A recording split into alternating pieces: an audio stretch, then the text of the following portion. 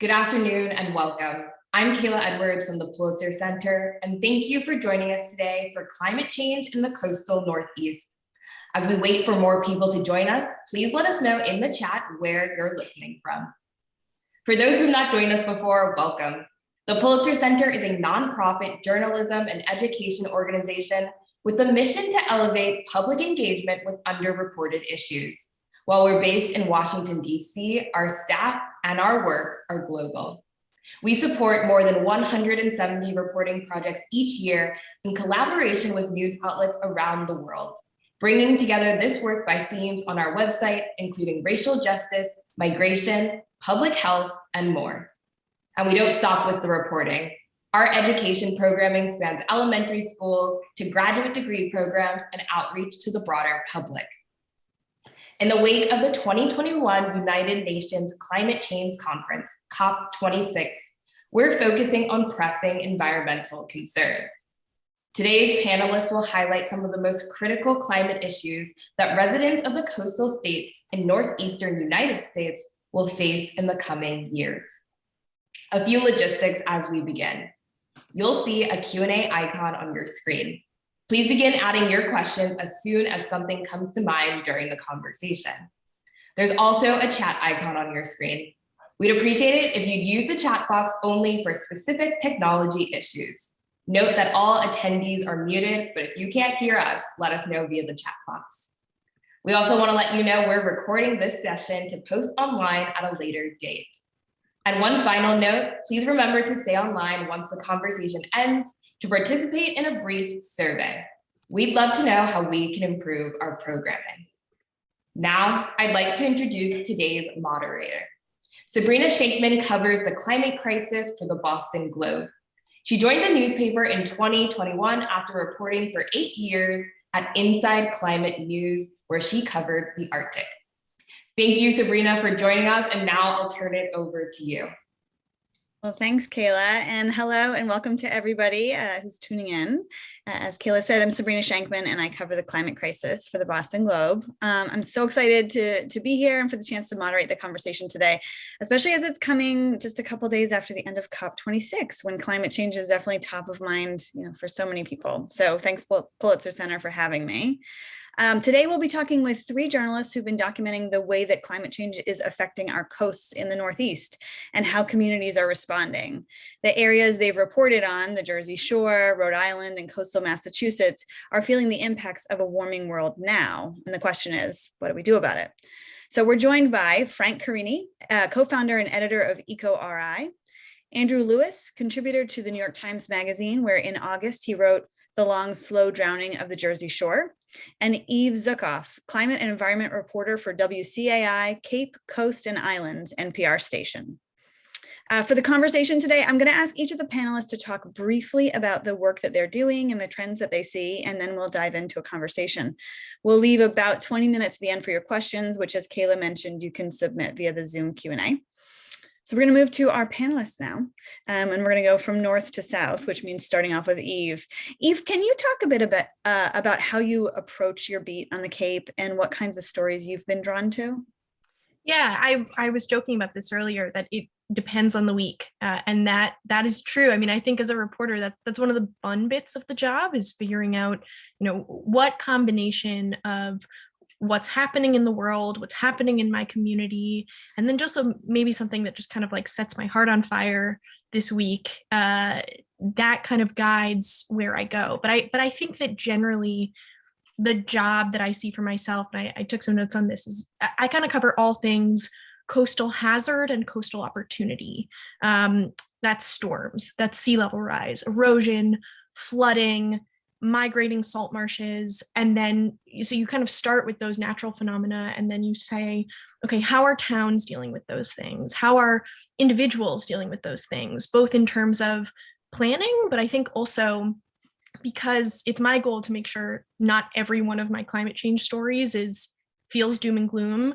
Like what wonderful community member has come up with like a delightful solution, or like a really thoughtful business, and there's a heart and there's a personality there. I think the mission that I I loved about public radio is that like you get people, how do you get people to stay in the car listening in their driveway to a story? And I think that sometimes you have to do that with the shock that is climate change and the numbers that and the threats. But I think sometimes it's also been, I covered one story about a woman who started like a zero waste business, and she was driving a school bus originally, and then a little truck painted green with flowers all over it around from farmer's market to farmer's market with like giant containers of shampoo, and people were going up to her with water bottles, refilling it. It was a really clever zero waste business. And I think people really loved it. And it felt like people are engaging with climate change and environmental issues in our community without feeling like, here we go again, so it depends on the week, whether I'm covering that angle or, another home has fallen into the ocean. Mm-hmm. I love that though, because I feel like without giving people some examples of the humans and the innovations around getting our, working towards solutions, it can be almost too much. There's the concern that people will just start turning off their radio instead of hanging in the car. So yeah, I hear you. Thanks. So we're going to move down the coast now. We've got Frank Carini. He's the co-founder and editor of EcoRI, which is a nonprofit watchdog news organization in Rhode Island that covers environmental and social justice issues. Over the course of 22 weeks, EcoRI's Shifting Sands project covered the myriad ways that climate change is hitting the Rhode Island coastline. And I'm actually not sure if it ended at 22 weeks or if it went longer than that. But Frank, can you talk about that project and some of the themes that have emerged in that work? Yes, it was 22 weeks, 39 stories. It was quite a bold initiative for a staff of 4, but since it was my idea, I really didn't have anybody to complain to. The stories, there's a wide range of issues that we covered, obviously, with 39 stories, but they went from the typical, erosion, sea level rise and flooding, everybody hears about, to smaller things, although they're massive on scale, but smaller things that people might not think about, like with these rising waters, how's that affect public's access to the shore? That's a big problem. It's already being cut off because of development, fences, and all this other stuff, and now the rising waters. So what's the high water mark? Where is that now? And actually, the Coastal Resource Management Council and a special commission of the House is studying where should they change how we do that. And climate change has an impact on that. It has an impact on, we found out that URI is doing a bunch of studies on saltwater intrusion. How's it going to affect your private wells that are people along the coast? And you don't have to be right on the coast for this either. You can be like a mile inland and still be saltwater intrusion into your septic system, private septic system, or your private water. About 30% of people in Rhode Island are on their own wells, so that's a problem. Now the problem is, the warming waters and the shifting currents and the less oxygenated waters, the impact on fishing. Marine species are moving about differently. Lobster and winter flounder and cod have moved away. Now we have black sea bass, spot, ocean sunfish, stuff like that. There's still stuff to catch, but you need different equipment to catch it. So I mean, all these things that they just pile up on top of each other. And when we started 12 years ago, our goal was to cover the environmental news. But and obviously the climate crisis is part of that. But one of the first stories we did an in-depth look at the climate crisis and its impact on southern New England must have been late 2009, early 2010. And one of the comments of the story was, which still gets me to this day, is the person who's going to solve this hasn't been born yet. So that's kind of what the mindset we have. We're kind of dealing with this, like we're going to tech our way out of it, or some super robot's going to suck all the carbon out of the atmosphere and we'll be fine. Ignoring the fact that, this flora and fauna are going to disappear, the impacts on human lives lost, drought and all this other stuff. So it's a massive undertaking to try to educate the people about all these massive different things and all these different layers of the climate crisis. There's a million of them, and they're all build upon each other to cause havoc.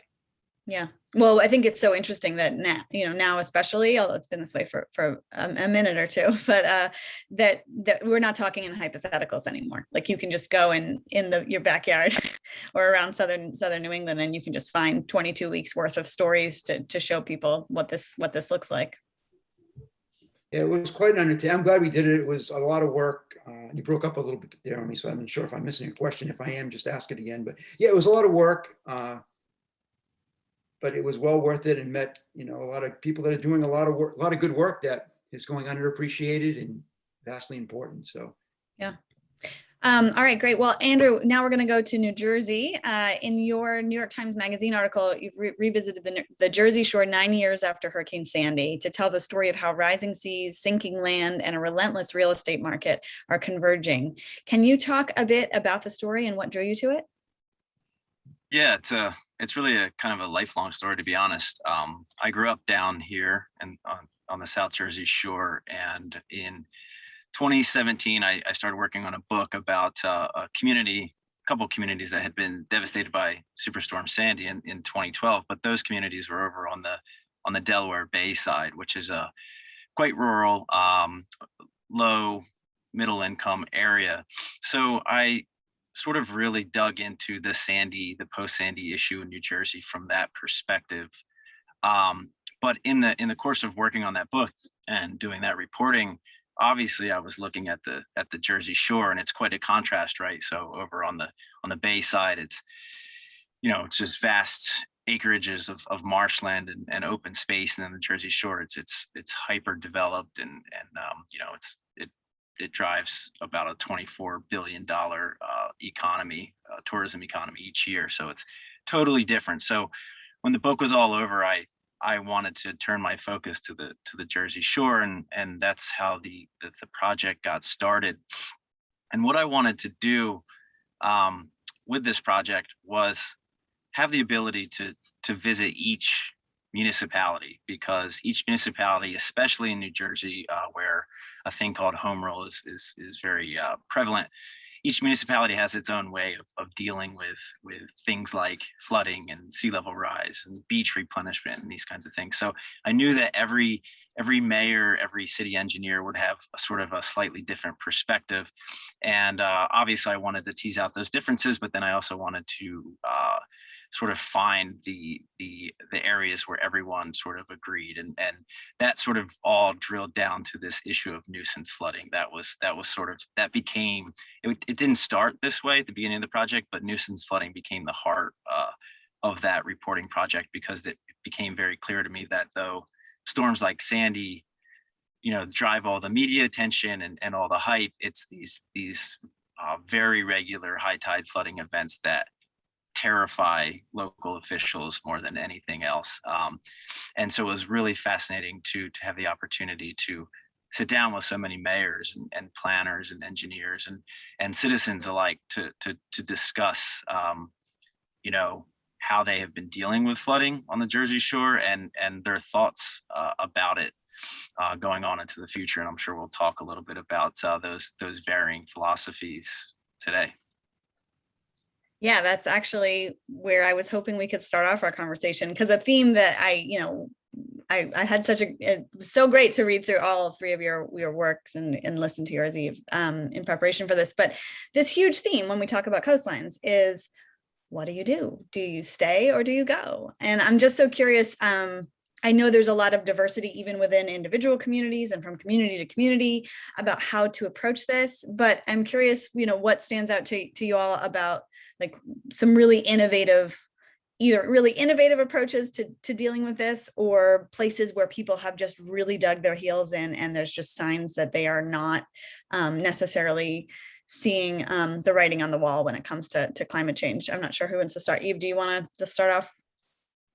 Yeah, I can take this on. I mean, I think that I've seen, as you said, I've seen really different things in different towns. There are 15 different towns on the Cape, and some of them, and all of them have a road pretty much that like shouldn't be there anymore. And some towns acknowledge that and some towns don't.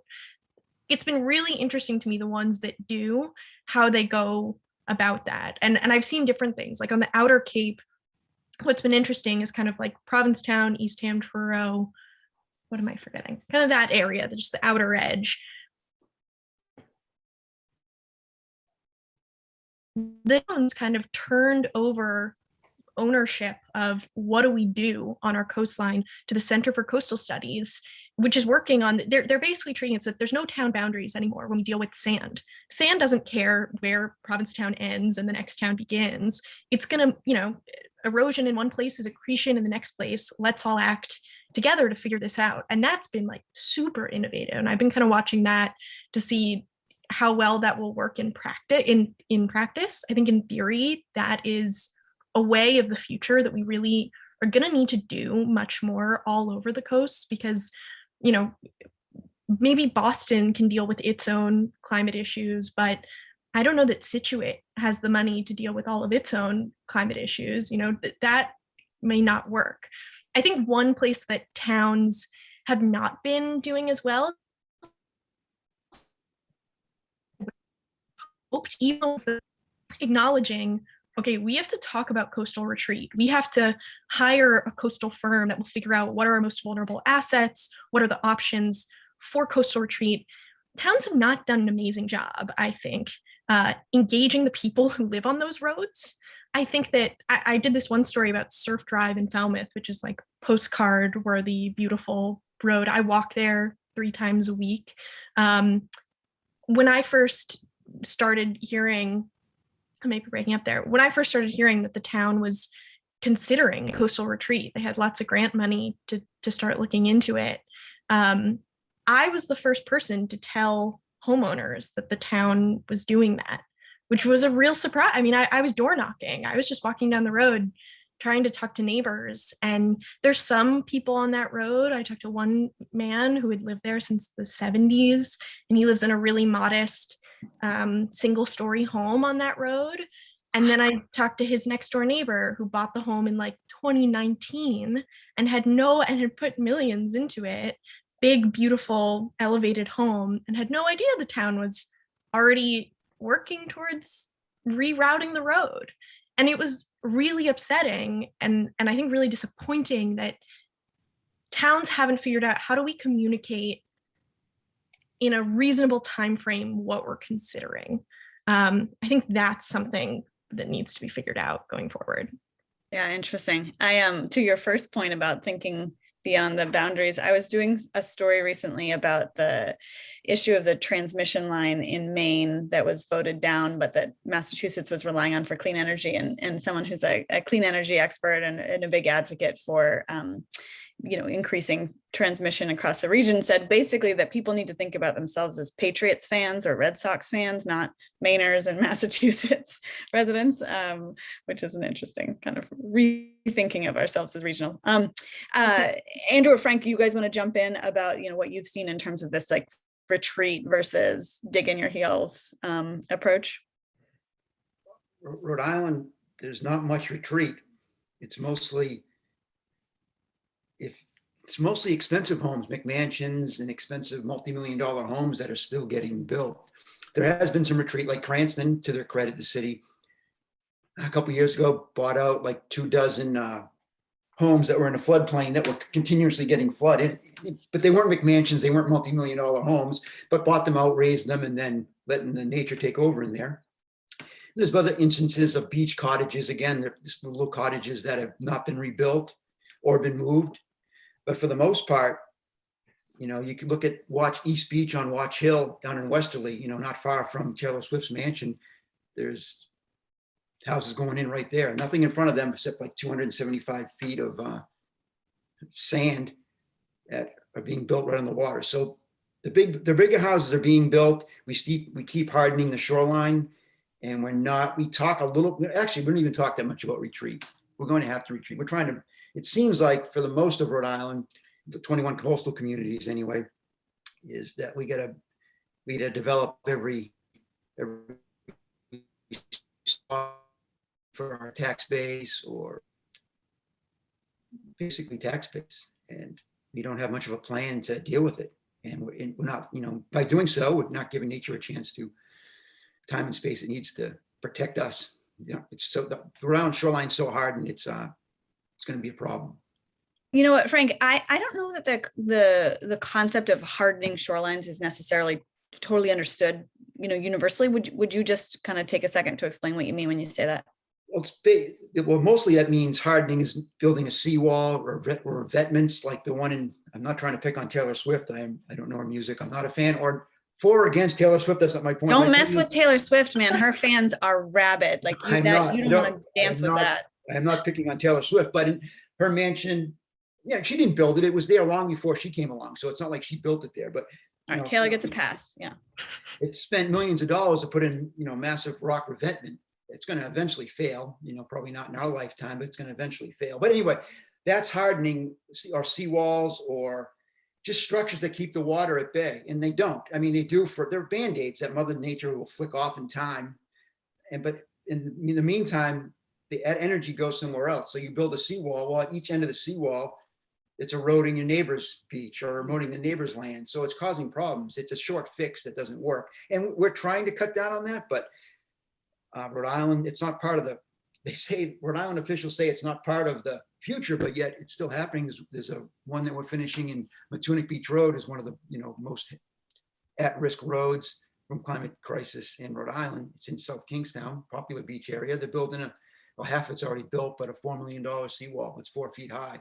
It's not going to do anything if like a hurricane of 38 comes or category 3, 54 Carols show up, they're going to go right over it. But it'll be a short-term Band-Aid. We're not doing as much of that, but there's so much of it already in existence that it's causing a problem. And then even if you build the house, it's still hardening the shoreline. It's not a seawall, but it's still taking up space that nature needs, In doing so, we fill wetlands, or we get rid of dunes, or we get rid of beach grass, which protects the shore, protects us. So what's the deal with the inclination towards seawalls then? Like it feels like it's like the bridge fuel. The coastal version of natural gas is a bridge fuel, right? Like a short-term solution to get you there, but in the long term, it doesn't actually. You've just spent a lot of money on something that doesn't solve your problem. Exactly. That's it. That sums it up perfectly. I mean, the one in Matunic, I mentioned the seawall. It's in a category 1 water, which CRMC lists as you can't build a seawall on it, but they okayed the seawall. So it's all a matter of, I mean, it's not an easy, again, I don't want to, it's not an easy fix. There is a road right there. It'll protect the road for a little bit, lower intensity storms, but it's not going to do anything for bigger storms. But the constant beating the shore takes, it'll protect from that for a little while, but eventually that road's going to need to be moved because the Matunic Beach Road is right behind that wall, 2 feet behind it, and underneath it is water pipes. It's not going to last, it's going to be destroyed at some point. Maybe not in my lifetime, but I'm older than you guys, so maybe in your lifetime it's going to be destroyed. Andrew, what about you? In your work looking at the Jersey Shore, I know this comes up a lot in your story. This question of different communities dealing with it in different ways and different approaches. So you can talk a little bit about that.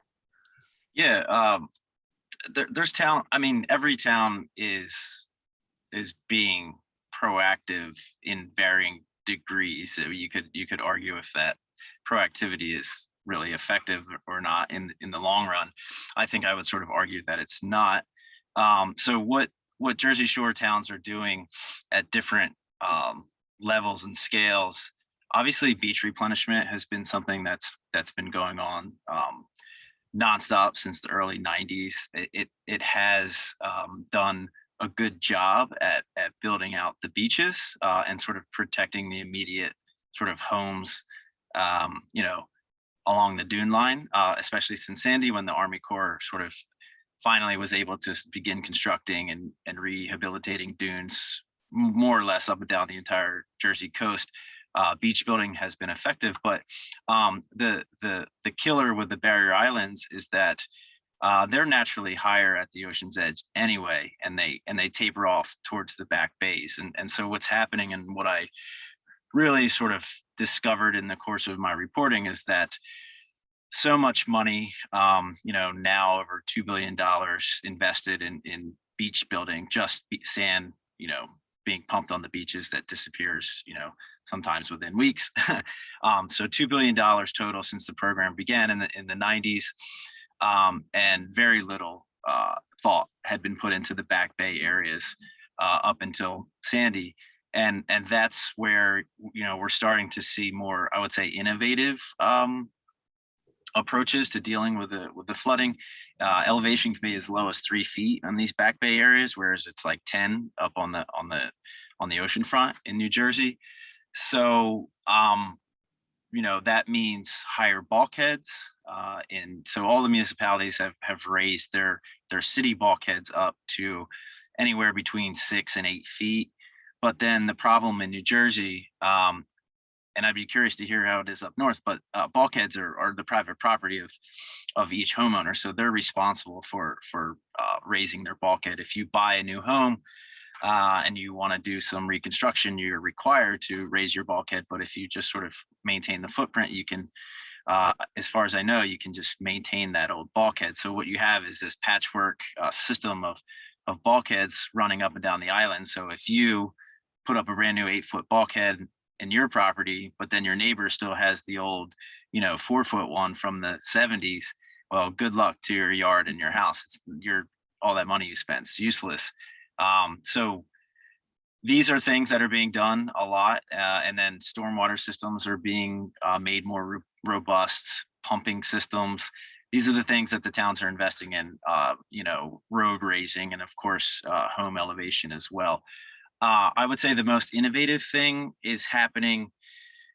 It's very new and it's just an experiment, but down in Avalon in Cape May County, the Wetlands Institute is working a lot at using beneficial use of dredge materials to build up marsh islands in the back bay, to experiment, to help those marsh islands accrete at a rate that might be able to keep up with sea level rise. It's totally experimental, but it's a rare example of something of someone thinking a bit further than 5-10 years out. Mm-hmm.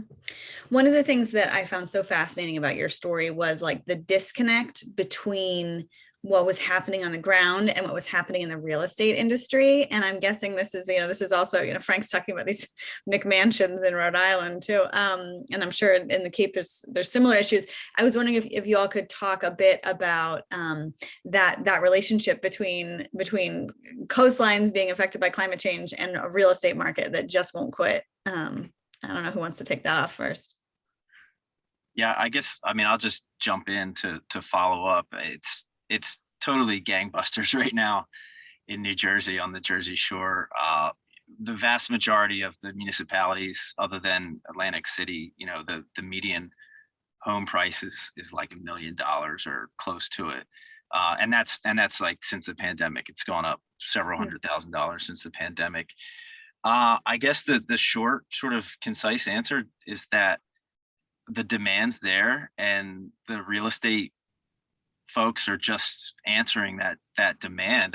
People are continuing to buy. Whether they understand flood risk or not, I don't think it matters for a lot of them. A lot of people, homes here on the Jersey Shore are second homes. So they are able, if a storm like Sandy hits, to sort of retreat back to their primary home while they get federal dollars to rebuild, their second home. It's places, and this sort of gets back to the managed retreat issue and how it disproportionately impacts lower and middle income communities. In places like, say, Atlantic City, where a storm comes by and ruins your home, in a lot of cases, you don't have anywhere else to go. You don't have your primary residence back somewhere on the mainland. And so this sort of inevitably leads to these folks who have nowhere else to go to consider this managed retreat far more quicker than anyone that has a second home at the shore. So that's what we're dealing with on the Jersey Shore is just a huge influx of second home purchases. Towns continue to allow homes to be built bigger, so that inevitably increases their value in the long run.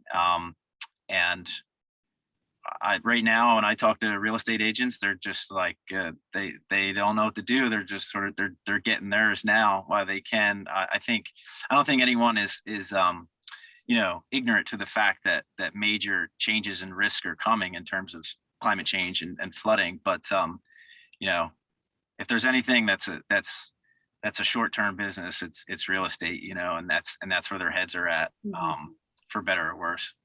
Yeah. What about on Cape Cod? Yeah, I'm hearing so many similar themes. It's really interesting. I think that, yeah, I just pulled up actually a story I did because I couldn't remember the number. There's this road in the town of Sandwich. It's called Salt Marsh Road. And basically these homes are perched on a dune. About 100 homes are perched on a dune. They're all beachfront and they have beach stairs that go down to the beach. And then on the other side of the dune, there's a salt marsh, as you might expect. And this home actually, because the Army Corps of Engineers put jetties out into the water kind of north of the homes. We were talking about hardening the coast. It's hardened the coast so intensely. These homes are just slammed with awful erosion anytime you get basically like a thunderstorm. So their beach stairs are regularly ripped up. But there was earlier this year, there was a home on Salt Marsh Road that was torn apart by a storm. It was condemned. You couldn't go inside it, falling onto the beach, kind of tipping that way. And it was on the market for $900,000.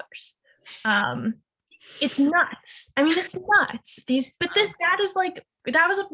sold it. And there are plenty of homes that are in all like very similar situations. And at the same time, I think one, probably maybe not for many of the people that are in this Zoom know this, because we're all from the Northeast, or many of us are Northeast. The Cape is not just second homeowners. Like, because we have a market that caters towards people that can spend $4 million rebuilding a home, or $900,000 on a home that maybe you'll get 15 good years out of. There are so many people there's such a terrible housing crisis on the Cape right now, because there's, any safer bet home that's, going to your average family, like, just cannot be afforded by a middle income person who's responsible for teaching our students and delivering our mail and fighting our fires.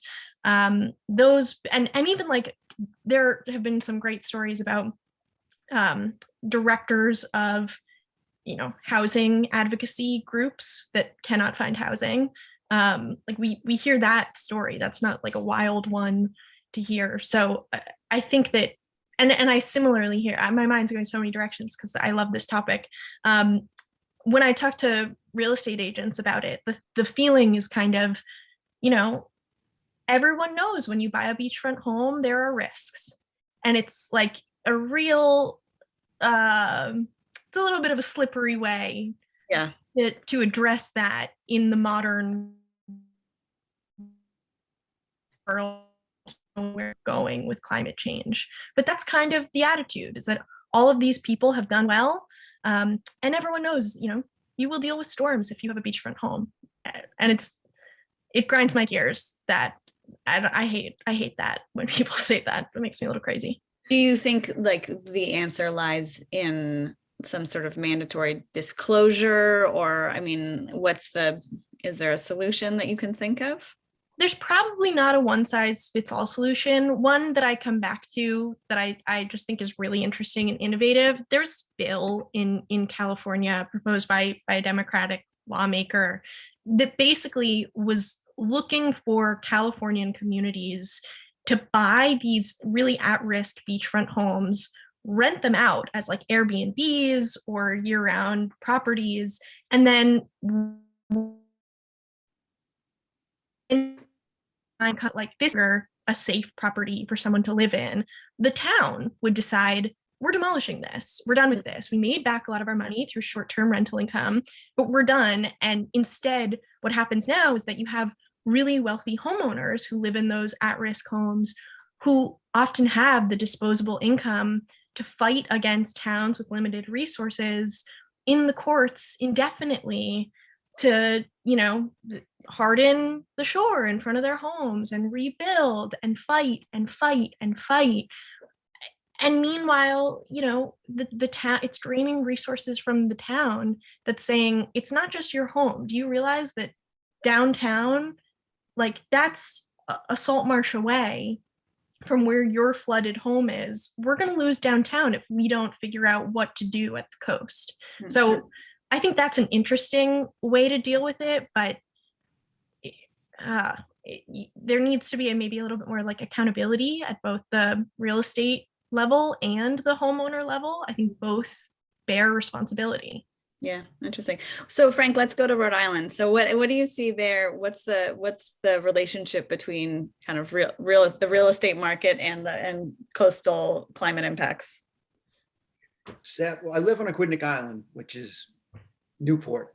I live in Portsmouth, but everybody knows it as Newport. Nobody knows what Portsmouth is. They always say, hey, Portsmouth, New Hampshire. No, I like Portsmouth, New Hampshire. No, it's not Portsmouth, New Hampshire. But anyway, so I see first of all, I think it's the climate crisis and special interest, or we'll say development pressures, are turning the Rhode Island coast, a lot of it, and slowly more and more of it, into like, I don't want to sound like a jerk here, but like a playground for the rich and powerful. I mean, all the things that are getting built, or like I said before, massive homes. Like I walk around with my wife walking the dogs, and we're like, this is for one person. This is one family home. It's massive, right on the water or close to the water. So it's boxing out, low income communities. It's boxing out. It's becoming this where, we, like Andrew said, it's a lot of second homes. Same here. It's a lot of second homes. I see a lot of New Jersey, Massachusetts, New York plates, Washington, D.C. Nothing. And I'm from Massachusetts, so I'm not complaining. I'm just saying it's a lot of these people that can afford. If my house gets wiped out or it gets flooded, I can afford to rebuild, or I can blow it off, or I'll get. I mean, granted, the national flood insurance is changing a little bit to make it more equitable and people pay more. But the people that are paying more, it's going to affect some of the people with higher priced homes, but they probably can afford it. So, what the solution? So I see it as turning it into a playground for the rich and powerful, and I think that's sad. And it's becoming more and more of that. We've been doing this for 12 years, covering it, and I don't see. In fact, I see a buildup of bigger homes along the coast in the 12 years that we've been covering this. And the solution to it, you can make them build the smaller homes. You could make them say you can't build, but you come down, bring down some lawn chairs and have a barbecue and pick everything up and go back to your home in Massachusetts, New York, or somewhere else in Rhode Island. I mean, it's easier said than done, I know. But it's not, somebody's going to, and if you say, oh, well, they can afford to fix it, or, they can afford to rebuild or whatever, that's not the point, because eventually all these big, massive homes and their massive footprints are not allowing, as I've said a couple times, and I think it's important, the coast to heal. They're not giving time and space to dunes and wetlands that protect us. And if you don't have that, you're just going to keep pushing. Storm surge is going to keep pushing farther inland. Coastal storms are going to push farther inland. Flooding. There's nothing there to stop it or slow it down. Yeah. So I'm going to put one more question to you all, and then I will start taking some of the questions from the audience. But so as Kayla mentioned up front, until fairly recently, I was covering the Arctic and climate change for Inside Climate News. And I remember several years ago, I was up in Utqiagvik, which is what used to be called Barrow, Alaska, very northernmost point of Alaska. And it is they've been dealing with these coastal issues for a much longer time than we have. And I remember I was talking with someone from the planning board of the North Slope Borough, which is like local management, regional management up there. And he was talking about the challenges of roads literally being washed away and cliffs just like falling into the ocean, and how severe it was and how much it was going to cost to rebuild, but the frustration in knowing that it was just going to happen again. And then I asked, and so we're talking about this for quite a while, and then I asked a question about climate change. And I said, but isn't it challenging that you're also heavily invested in fossil fuels? And like, does that feel like a disconnect at all to be continuing this? And he said, whoa, who said anything about climate change and about fossil fuels playing a role in what we're experiencing here? Which was very eye-opening to me, that one could have these two very disparate feelings at the same time. And I'm curious if in your coverage areas, you've run into that at all, kind of the hands-on attacking of the issue, but also sort of the refusal to accept the science around climate change. Well, in Rhode Island, I haven't run into many people that speak about the climate change and then say fossil fuels have nothing to do with it. I haven't run into anybody that has said that. I've run into people typically of one party that will say the climate change doesn't exist, but I haven't run into somebody that sees these happenings and then says, well, it's not fossil fuels. But I have seen in the 12 years that more more elected officials think it's a problem. They want to do something about it. Like 4 years ago, they hired their first, the state hired their first chief resiliency officer, Sean O'Rourke, who was given a monumental task. He's still on board, a monumental task to, write a climate plan to address all these issues and then start projects, with limited support, limited funding from the State House. And it has done, some good work, small projects, and trying to build on them. So that's the thing I see. It's a positive. I mean, more people, more elected officials in the General Assembly are talking about it. They're writing bills. They're taking it more seriously than we started 12 years ago. That's the change I've seen in Rhode Island. Thankfully, I haven't talked to anybody that sees all this happening then praises fossil fuels. I have not come across that. That's good. What about you, Andrew or Eve? Either you run into it? Yeah, absolutely. Funny story though. I was on assignment a couple summers ago up in the Arctic in Tuktoyaktuk, where they built the highway to the top of the world, Yeah. and sort of came across the same exact experience. But yeah, down here in South Jersey, I had a mayor once. His municipality was dealing with extreme tidal flooding, and he flat out said, how dare we humans think we have the power to change nature like that, insinuating that we could pump as much fossil fuel emissions into the atmosphere as we want, and it'll never change. So that does exist, but by and large that's certainly an anomaly. I would have to say, if I were to sort of characterize the perspective of the municipalities as a whole on the Jersey Shore, I would say that they accept climate change and they accept fossil fuels' role in it, but they always point towards a study that the state uses, which is a Rutgers study that has these sort of the official sea level rise projections going forward to 2100, and they always like to point figures at the news media and say, you guys always point to the worst case scenarios. What about the 95% chance that's much lower? So they're on that lower end philosophy, so to speak, where at this point it's hard for them to deny that something is changing fast and abnormally. It's just that where the point of difference comes in is that they tend to not accept the more the sort of devastating scenarios. They're willing to accept the low end stuff, right. But not entertain your questions about the extreme ends of the projections. Mm-hmm. Yeah. Okay. What about you, Eve? Yeah, I have not experienced much or any, I would say, outright climate denial. I think the flavor of that's interesting to me is the nimbyism, is the I am a climate activist. I don't want that, solar farm next door. Absolutely not. Here are my many different reasons. And sometimes I am not at all. Sometimes they are right. If it's being built over a salt marsh, not a great idea, but that has been, and it really is tricky too, because the Cape, and this is a whole other topic, but the Cape, and I think many of our coastal areas, there's this competing issue where there's less and less land to play with, to develop for things that we need, or things that are protection every single year. More and more of the Cape gets developed. So the places where, we really should be building, whether, affordable housing that has a sewer system instead of septic systems that will continue to impair local water quality and degrade local water quality, people are saying, no, we should protect that.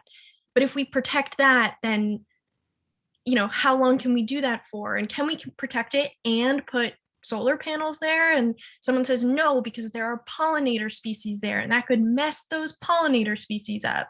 So I think that is the flavor that as a reporter is really tricky to navigate a little bit. How do we balance the fact that people in our community are saying we don't want to see this we do, and how do we like shed light on their motivations in a way that is still accurate to the, I don't know, is fair to the bigger picture of, well, I sometimes don't agree, and I think that there's a bigger picture that's being missed, and how do you weave that into a story without discrediting people that are really passionate about their community and their neighborhood. I think that's what I see the most of. Yeah, I think as we tell the story between now and 2030 of trying to vastly increase our clean energy and transmission, and also adapt to the changes that are happening, that NIMBYism is going to be the theme that really kind of we keep coming back to. So even though I'd love to ask you guys a bunch more questions, I am going to honor these questions, which are great, that are coming in from the audience right now. And first off, I'm going to ask a question from Matthew. Do you have any examples of the right thing to do? Perhaps local governments compensating people to retreat, or to prohibit more hardening of the coast, or preserving wetlands or barrier beaches? Frank, do you want to start with this? Yeah. Yes, I know I am negative, Matt. Just read some of my stories. Yeah, well, I mentioned Cranston. They did do raise the 24 homes that were in a floodplain and let nature be. And like I said, in Westerly, after Superstorm Sandy, a lot of the businesses, or a lot of the gazebos and stuff that were hardened there for like to sell hot dogs, or they weren't rebuilt, but now people come in with food trucks or something that comes in and leaves. So they've done some of that. So there has been some initiative in Rhode Island to retreat from the coastline, but that usually the smaller stuff. Like I said, the building of the bigger homes there's no incentive, not incentivized, but there's nothing that says you shouldn't do that. We don't tell those people no. But there has been some talk, as I said, like in Cranston and some of the beach cottages that weren't rebuilt, or they were moved farther offshore, or farther from shore, but not enough. Are there any efforts in the legislature to address this? No, not that I can think of. I'd have to ask our State House reporter, but no, it's not something. I've never remember us covering a bill. We would have been all over it, saying that you can't build. I mean, that's a tricky slope. I get it, private property, and it's not an easy thing. You have to win people over to say we can't do this because this, and this. And there are people that are doing that, Save the Bay and Audubon Society and Nature Conservancy, have education programs, Sean O'Rourke and his program. They're the state trying to show people that maybe this isn't the best way, but you can't stop people from building. But I think they shouldn't be such a large footprint. If to answer Matt's question, part of it should be, all right, if you're going to build, it should be much smaller. I mean, some of these homes are just massive. You could fit 5 of my homes in one of them. So, all right. Well, so Andrew or Eve, do you have examples of local governments kind of doing the right thing? I've seen this a little bit. This is kind of in the works at this point, but the Cape Cod Commission is working on a model bylaw for building in floodplains that individual towns can adopt the language of. So that would be directly addressing, and I know floodplains are kind of tricky right now because FEMA just kind of changed the way we imagine them. But, that kind of model bylaw could help towns begin to limit the footprint of some of these major homes. But I think it's a first step. It's an optional step. I think conservation commissions in many towns try to do that work. Sometimes they just get ignored, which I've seen a few times, which is a real shame when they do try to limit, expansion of a home's footprint. It just doesn't work out the way that they said it needed to. But I think also, conservation commissions also get a bad rap. So that, it's really annoying to a lot of people to not be able to build their home the way they want to, because the Conservation Commission said, piping plovers lay their eggs there. So, but I am interested to see this floodplain bylaw, if that could be a model for lots of different communities. Yeah, I do feel like piping plovers across coastlines are very divisive. Yes. Very true. I live in Maine where this comes up. Andrew, what about you? Any examples in your reporting of places on the Jersey Shore that were addressing this in a really proactive way? I would say more at the state level. I did mention the Wetlands Institute, which is private, but they do work with the Army Corps and the state to work on these more forward-thinking projects. But that's not, municipality specific. The state, the state has its official floodplain buyout program is Blue Acres, which they identify clusters of homes in flood-prone areas, and need a significant group of homeowners to come together and say they want to sell out. There was a lot of interest in that after Sandy. The program, I write a lot about it. I think it has been held up as a national model, in part because they did offer pre-Sandy values to homeowners, and that was very enticing to a lot of homeowners.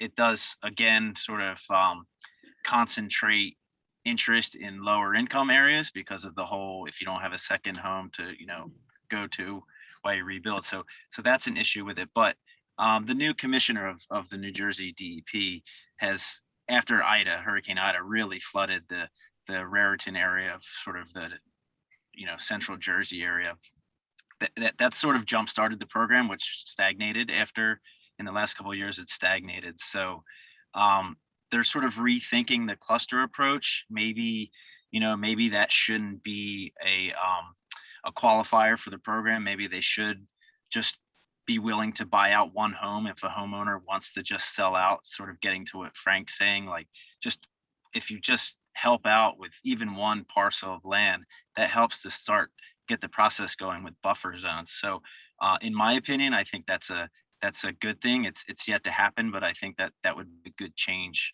for the program. And another quick thing is the state did pass a law that would allow municipalities to create their own stormwater utilities. Unfortunately, in New Jersey, not a single municipality has taken the state up on that offer yet, but that would certainly go a long way for helping communities to be more resilient. The municipalities just have to get on board with that. Why haven't they? What's the resistance? I think probably sort of, if you want to look at the Jersey Shore specifically, I think the municipalities would argue that they're already, taking stormwater issues seriously. The opposition to that would say, yes, you are doing things like elevating roads and adding more pump stations and whatever, but that's not enough, So the state program would certainly encourage a more longer term, resilient minded effort. But right now, I think the rub is that certainly the Jersey Shore municipalities say, we don't need your storm water utility because we have our own. And that's going to be a challenge. Yeah. All right, I'm going to move to the next question, which might be our last question, depending on how quickly we get through it. But this is from Catherine, who wants to know, what do you think we can or should change about how sea level rise is communicated? In other words, what challenges or frustrates you about how we communicate about rising seas?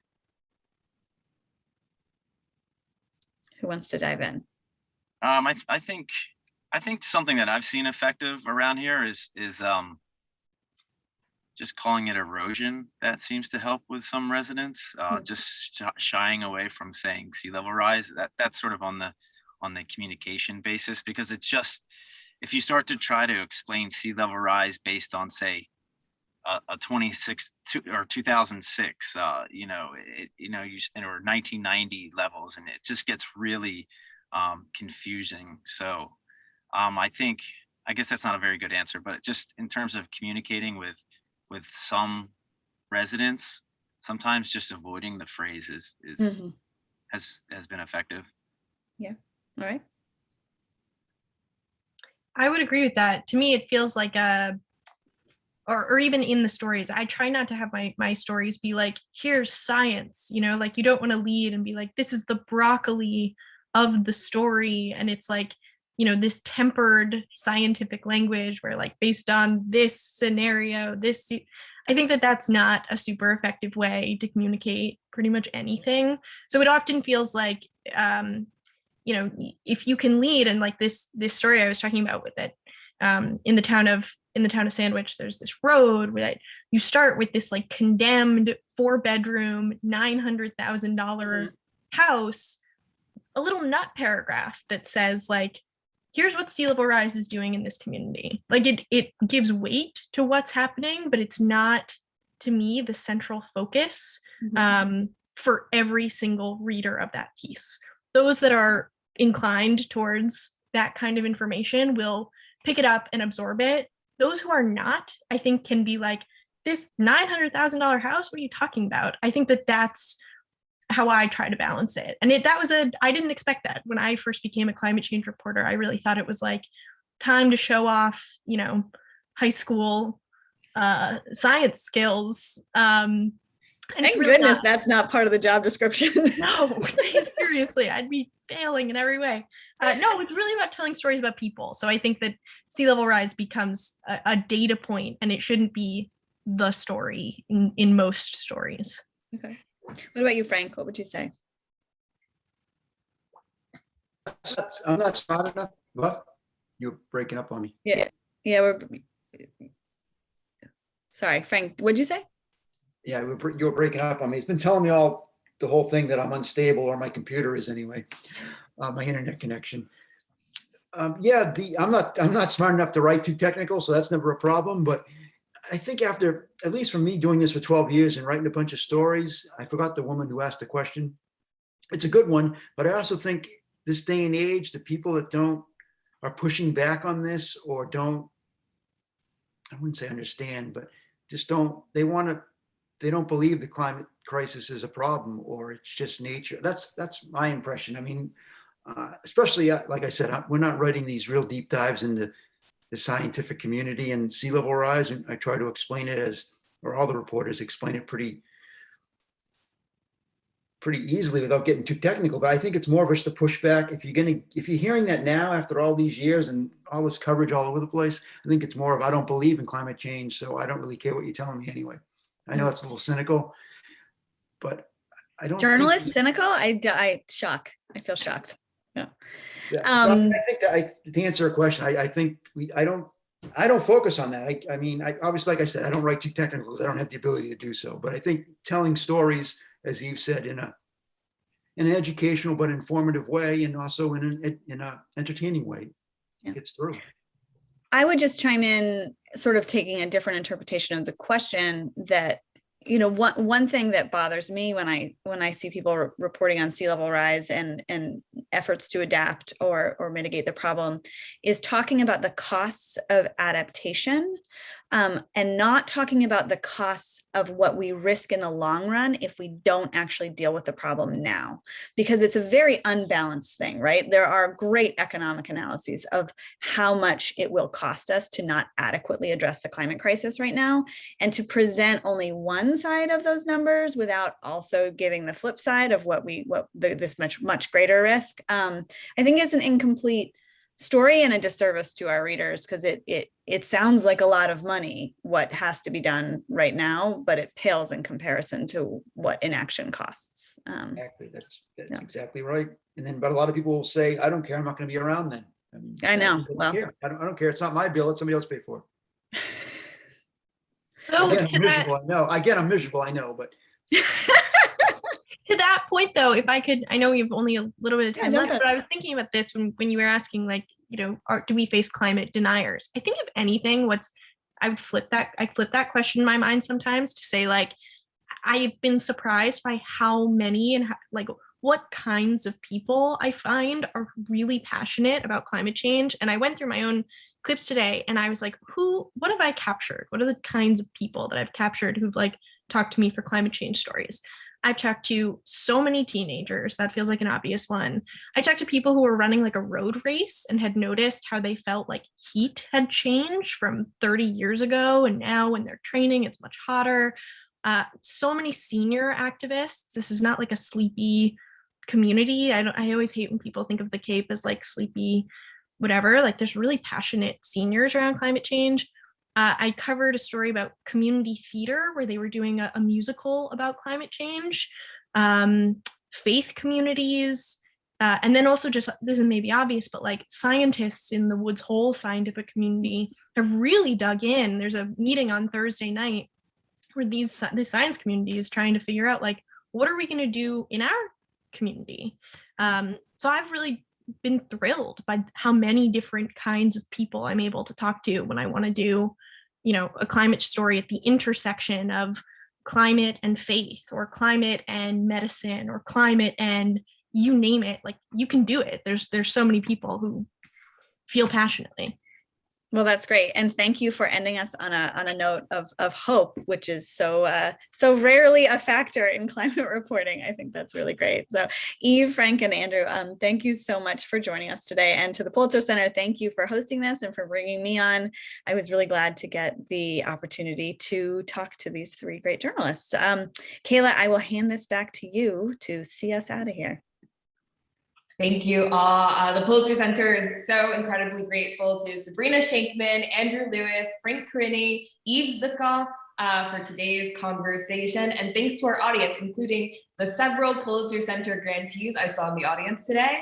I also want to give a special thank you to my colleagues at the Pulitzer Center, including Holly Rosewood, the producer for today's session.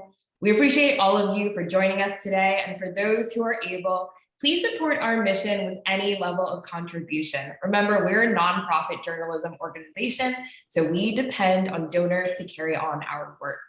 We'd also like to quickly share information about an upcoming event on this Thursday, November 18th at 2:00 p.m. on the state and future of tribal jails.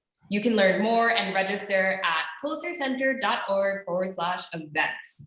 And then please stay with us just for a few minutes longer to take a brief survey after we officially close today's session. Thank you for being with us. We hope you'll join again soon. Bye for now.